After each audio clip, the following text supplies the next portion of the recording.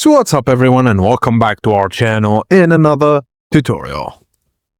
If you want to move your GoDaddy domain to Hostinger, here's how to transfer it without missing the important steps. So firstly, log into GoDaddy. Open Domain Portfolio and then turn Domain Lock off for the domain you want to transfer. Now go to DNS. Name servers, then choose Use My Own Name Servers and enter Hostinger's name servers.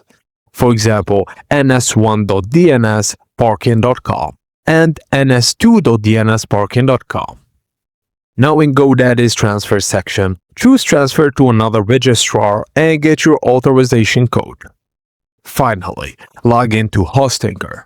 Go to Domains, Transfers, and transfer domain to Hostinger. Then enter your domain and authorization code.